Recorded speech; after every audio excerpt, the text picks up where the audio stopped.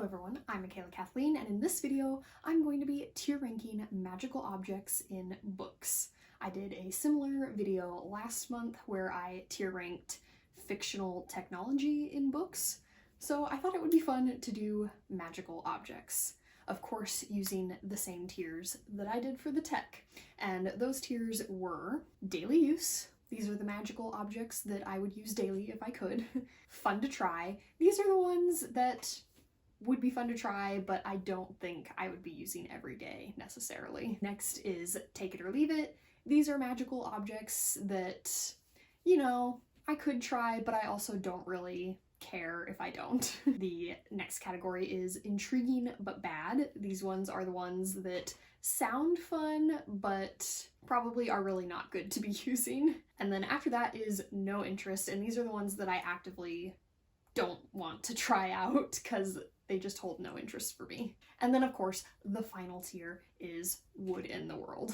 And so jumping right off with the big one that would end the world, we have the One Ring from Lord of the Rings. It's fine for jewelry that has no powers, but definitely don't want this to actually exist. And then moving on after that, and also putting in a little asterisk similar for my technology video in which a lot of the technology came from Uglies. This video, a lot of the magical objects are gonna come from Harry Potter. It's a series that just provides a plethora of magical objects, and it's one that I know well.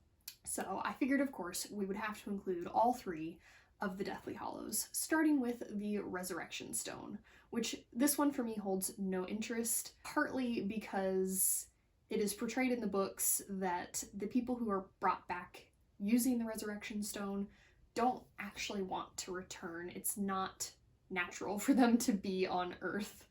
They are supposed to be gone. They are portrayed as being very sad, and in the original story of the three brothers, the brother who uses the Resurrection Stone actually ends up committing suicide to truly join his love that he brought back. And it's kind of shown that the only case where this works is if they're being brought back for a very short-term important purpose like Harry does. And then the next Deathly Hallow is of course the Elder Wand, which is intriguing but bad. An unbeatable wand sounds really cool, but it also kind of makes you a target.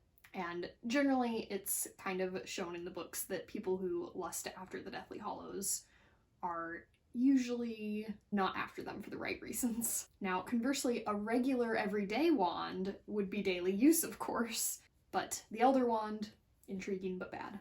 And after that, we have the final Deathly Hallow, the Invisibility Cloak, which is daily use, for sure. As a shy person, as an introvert, the idea of being able to go places unseen is massively appealing. Not to spy, not to do any dastardly deeds, but literally just to not have to interact with people. No more worrying about awkward waves as you pass someone in a hallway because they can't even see you. Next, moving on from the Harry Potter series for a second, we have the wardrobe from The Lion, the Witch, and the Wardrobe, which of course is a portal to Narnia. And I put this one under fun to try, because like it would be cool to visit Narnia, but like the wardrobe itself just acts as a portal to Narnia. So I don't know if I would be using it daily or if I would just go to Narnia and be like, wow, it's really cool here, I'm gonna stay forever, or I don't know. I put it under fun to try. And then next we have broomsticks, which are of course featured in many fantasy stories. And again, this is daily use. This is maybe my top daily use of all of the magical objects because, no wait, I stand corrected. I can think of one that's going to be above that, but for similar reasons.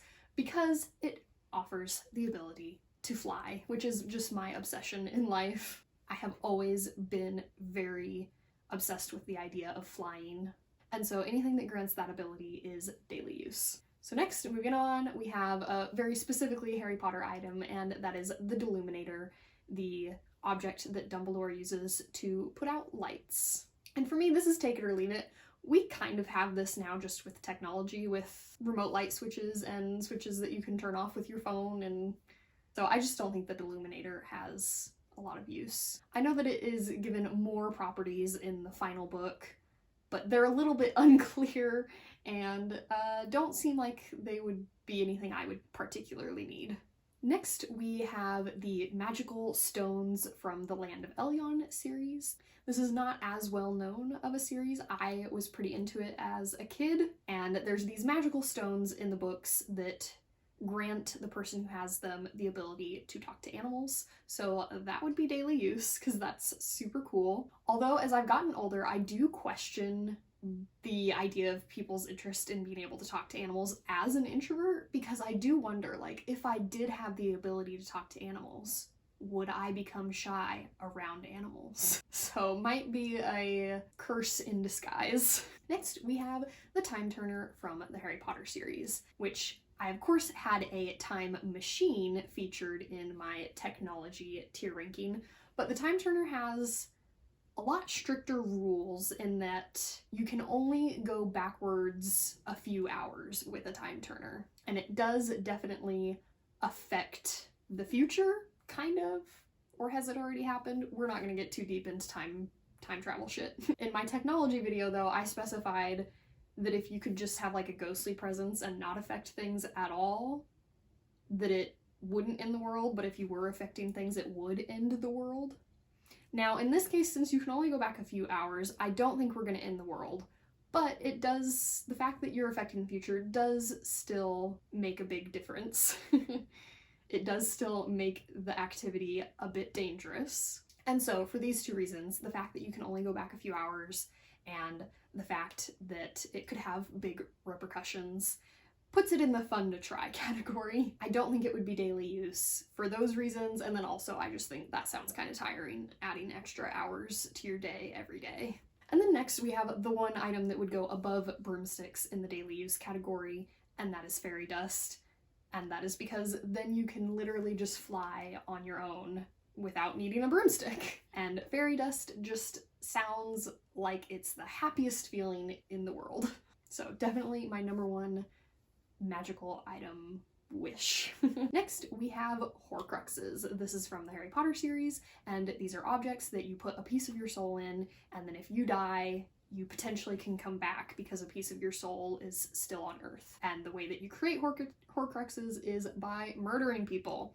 So, needless to say, no interest. Next, we have the Pensieve, also from Harry Potter. This is a magical item that allows you to examine memories. They can be your memories, then they can be other people's memories. You just go into the memory and it's like you're really there, but you're a ghostly presence not having any effect. And I think this would be fun to try.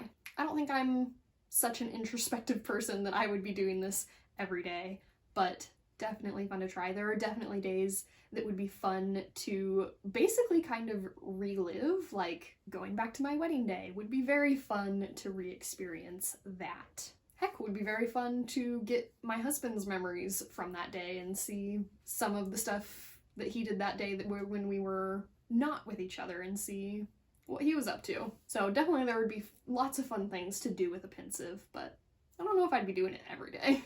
Next, we have yet another Harry Potter item, and that is Floo powder. And this one I put in Take It or Leave It. Obviously it would be massive convenience, very quick travel, but I don't know how it would be for me personally. Some people maybe more so, but my house doesn't have a fireplace, my workplace doesn't have a fireplace, my parents' house doesn't have a fireplace. I have very few buildings that I travel to that have fireplaces, so I wouldn't get a whole lot of use out of it. So I could take it or leave it. Being very pragmatic with my analysis here. Next, we have a non-Harry Potter item, and that is the 7 League Boots from Howl's Moving Castle. And reading this scene in the book, it just sounded terrible. Like, apparently it's very hard to stop in these boots. Basically, these boots, you take one step, but you travel 7 leagues. But it sounds like it's very hard to stop moving. And it sounds exhausting and a little bit dangerous, honestly. So I put this one in no interest. They're also, it's kind of hard to like pinpoint your travel and travel to a specific spot, it sounds like, because you're going 7 leagues every time. Like, so if something's less far away than that, then they're not much use. But moving on, we have the Mirror of Erised from Harry Potter, which is a mirror that shows your heart's deepest desire, which would be interesting to know for sure what that is. So I'm gonna say fun to try. And next we have the Sorcerer's Stone, Philosopher's Stone, whatever you want to call it, which is the stone that can turn any metal into gold and grant you immortality. And this one is the one where you just kind of know it's intriguing but bad, like, or at least you're supposed to say that. So that's the category I'm gonna put it in. But let's face it, for most people, it would be daily use. Next, we have Bright Steel. I think that's what they call it. The special metal in Eragon that allows for the creation of the special Dragon Riders swords. There are a lot of fictional magical swords out there that are better than all of the other swords. It's a very big fantasy trope. And so I didn't want to pick more than one, and I went with this one because it's one of my favorite renditions of the trope. I like that there's more than one sword. It's not the singular sword itself, it's the metal that these few select swords are made from. A similar spin on that trope was used in Game of Thrones. But yeah, I've always liked the Eragon swords. I like how they're described. I like how they look in my head, not in the movie. I like the scene where Eragon makes his own sword. I like the swords it names, just everything about how these swords are described. But at the same time, they're still swords, they're still weapons. I have always been kind of interested in taking fencing classes. I've never done it. But I was in Taekwondo as a kid, and so I was also kind of interested in fencing. I just never ended up doing it. So it is somewhat more intriguing of a weapon than some other weapons would be, in like a sportsman type way, not in a actual fighting type way. And so I put this one in fun to try. I don't think I'd be doing it every day, but I would still like to try fencing, although I guess probably not with real swords. But luckily in Eragon they have the spell that makes them so they're not actually deadly. Next we have the Remembrall from Harry Potter, which is just a little glass ball with smoke in it, and if the smoke turns red, it means you have forgotten something. And I put this one very strongly in no interest. This would drive me insane because I would just perpetually be Neville saying, only problem is, I can't remember what I've forgotten. And yeah, it would just, I know it would drive me insane. So I have no interest in Remembralls.